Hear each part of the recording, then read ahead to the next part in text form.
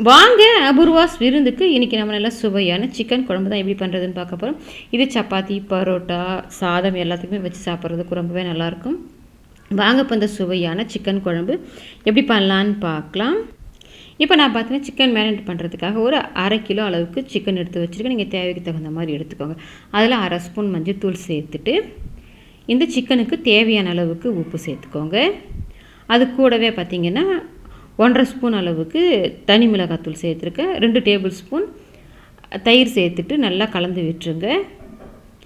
தயிர் சேர்த்து செய்யும்போது நமக்கு சிக்கன் நல்லா ஜூஸியாக சாஃப்டாக கிடைக்கும். இப்போ இதை அப்படியே ஒரு 1/2 மணி நேரத்துக்கு ஊற விட்டுருங்க. நல்லா ஊறி வரட்டும். நம்மக்கிட்ட கல்கத்தா இண்டாலியம் கடாய், இண்டாலியத்தில் சப்பாத்தி உருட்டுற மனை, இடி உரல், தோசைக்கல், பொடி உள்ளது பொடி இல்லாதது எல்லாமே நம்ம சேல் பண்ணிகிட்டு இருந்தோம். இப்போ பார்த்திங்கன்னா அது கூடவே நம்ம ட்ரை ப்ளையில் ஸ்டெயின்லெஸ் ஸ்டீல் ட்ரை ப்ளை கடாயுமே நம்ம சேலுக்கு எடுத்துகிட்டு வந்திருக்கோம். இதுவுமே கொண்டு வந்திருக்கோம். இதை பார்த்திங்கன்னா நல்லா ஆன்லைனில் விட நம்ம கம்மி விலையில் தான் கொடுக்குறோம். நல்ல குவாலிட்டியான இருக்கும். அதே சமயத்தில் நல்லா ஹெவி வெயிட்டாகவும் இருக்கும். நீங்கள் இதை அடி பிடிக்காது. நீங்கள் இது கேஸ் அடுப்புலையும் சமைக்கலாம். சாண்ட்விச் பாட்டம் இருக்கிறதால நீங்கள் இதை இண்டக்ஷன் அடுப்புலையுமே வச்சு நீங்கள் சமைக்கலாம். உங்களுக்கு இண்டாலியம் கடாய் வேணுமோ இல்லை ட்ரை ப்ளை கடாய் வேணுமோ எது வேணுமோ ஸ்க்ரீனில் நான் கொடுக்குற நம்பருக்கு வாட்ஸ்அப் பண்ணுங்கள். டீட்டெயில் சென்ட் பண்ணுறேன். வேணுன்றவங்க ஆர்டர் பண்ணிவிட்டு வாங்கிக்கலாம். இப்போ அடுப்பில் ஒரு கடாய் போட்டு வச்சுட்டு அதில் ஒரு 2 டேபிள் ஸ்பூன் அளவுக்கு எண்ணெய் சேர்த்துட்டு இதில் 1 ஸ்பூன் அளவுக்கு சோம்பு சேர்த்துக்கோங்க. அது கூடவே பார்த்திங்கன்னா ஒரு பெரிய சைஸ் வெங்காயம் ரஃபாக தான் கட் பண்ணிக்க, நம்ம அரைக்க போகிறதால ரஃபாக கட் பண்ணி சேர்த்துட்டு இதை கண்ணாடி பதத்துக்கு வதக்கி விட்டுக்கோங்க. இப்போ வெங்காயம் கண்ணாடி பதத்துக்கு வதங்கி வரட்டும். இப்போ வெங்காயம் பார்த்திங்கன்னா கண்ணாடி பதத்துக்கு வதங்கி வந்துருச்சு. இப்போ இந்த அளவுக்கு வெங்காயம் வதங்கி வந்த பிறகு நான் ஒரு 1/4 மூடி அளவுக்கு தேங்காய் துருவிட்டு வச்சுருக்கிறேன். அந்த தேங்காவை சேர்த்துட்டு அப்படியே ஒரு 2 நிமிஷத்துக்கு கலந்து விட்டுட்டு அடுப்பை ஆஃப் பண்ணிவிட்டு ஆற விட்டுருங்க. நீங்கள் குழம்பு எந்த அளவுக்கு தேவையோ அதுக்கு தகுந்த மாதிரி வெங்காயம் தேங்காய் சேர்த்துக்கோங்க. இப்போ ஆறின பிறகு நான் பார்த்தீங்கன்னா மிக்ஸி கப்பில் தேங்காய் வெங்காயம் எல்லாத்தையும் சேர்த்து வச்சுருக்கேன். இப்போ நான் ஒரு 10 முந்திரி, 1 டீஸ்பூன் கசகசா ஊற வச்சுருந்தேன். ஒரு 15 நிமிஷத்துக்கு முன்னாடி அதை சேர்த்துட்டு நைஸாக அரைச்சிக்கோங்க. தண்ணியோட சேர்த்து அரைச்சிக்கோங்க. இப்போ நான் பார்த்தா நம்ம அரைச்சி வச்சுருந்தது எல்லாமே ரெடி ஆகிடுச்சு. இப்போ அடுப்பில் குக்கர் வச்சுட்டு அதில் ஒரு 2 டேபிள் ஸ்பூன் அளவுக்கு எண்ணெய் சேர்த்துக்கோங்க. இப்போ எண்ணெய் காஞ்ச பிறகு தாளிக்கிறதுக்கு இதில் 2 துண்டு பட்டை, 2 ஏலக்காய், 4 கிராம்பு, 1 நட்சத்திர சோம்பு சேர்த்துட்டு இந்த மசாலாவை நல்லா ஃப்ரை பண்ண விட்டுருங்க.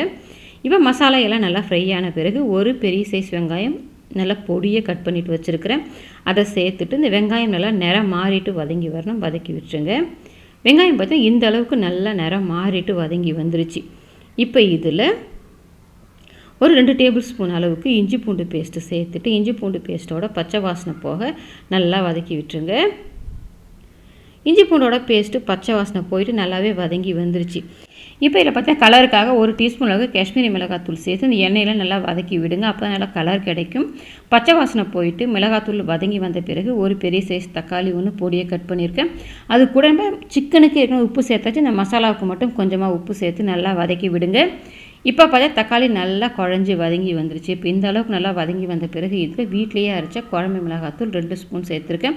நம்ம ஏற்கனவே 1 ஸ்பூன் அளவுக்கு மேரினேட் பண்ணும்போது தனி மிளகாத்தூள் சேர்த்துருக்கோம். உங்கள் காரத்துக்கு தகுந்த மாதிரி சேர்த்துட்டு 1/2 ஸ்பூன் கரம் மசாலா சேர்த்துட்டு இந்த மிளகாத்தூளோட பச்சை வாசனை போக நல்லா வதக்கி விட்டுருங்க.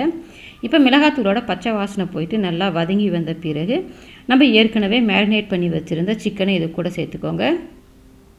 சேர்த்துட்டு ஒரு 5 நிமிஷத்துக்கு நல்லா அந்த மசாலாவோட வதக்கி விடுங்க. நம்ம மேரினேட் பண்ணி வச்சுருக்கும்போது நல்லாவே உப்பெல்லாம் ஏறி இருக்கும். இப்போ மசாலாவோட வதக்கி விடும்போது மசாலாவுமே நல்லா ஏறி வரும். இப்போ பார்த்தீங்கன்னா ஒரு 5 நிமிஷமாக நல்லா அந்த சிக்கனை மசாலாவோடு சேர்த்து வதக்கி விட்டுட்டேன். இப்போ நம்ம அரைச்சி வச்சுருந்த அந்த வெங்காயம் தேங்காய் பேஸ்ட்டை சேர்த்துக்கோங்க.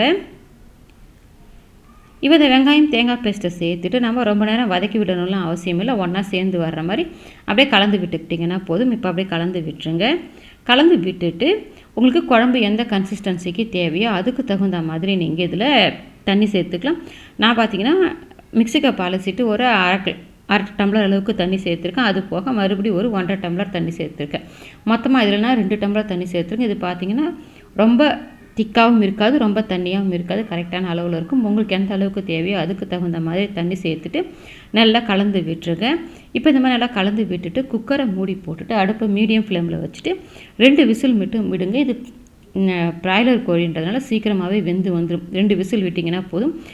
குக்கரை மூடிட்டு ப்ரெஷர் தூக்கி விடாதீங்க. இப்போ 2 விசில் வந்துட்டு ப்ரெஷருமே தானாக அடங்கட்டும். இப்போ நான் 2 விசில் விட்டுட்டு ப்ரெஷர் ஃபுல்லாக ரிலீஸ் ஆகிடுச்சு. இப்போ நம்ம குக்கரை ஓப்பன் பண்ணிக்கலாம். இப்போ நீங்கள் குக்கரை ஓப்பன் பண்ணிவிட்டு கலந்து பாருங்கள். உங்களுக்கு கன்சிஸ்டன்சி எந்த அளவுக்கு இருக்குதோ கொஞ்சம் தண்ணியாக இருக்கிற மாதிரியே தான் மறுபடியும் நீங்கள் அடுப்பை பற்ற வச்சுட்டு ஒரு 5 நிமிஷத்துக்கு கொதிக்க விட்டுக்கிட்டால் கூட விட்டுக்கலாம். எனக்கு பார்த்தீங்கன்னா கன்சிஸ்டன்சி கரெக்டான அளவில் இருக்குது.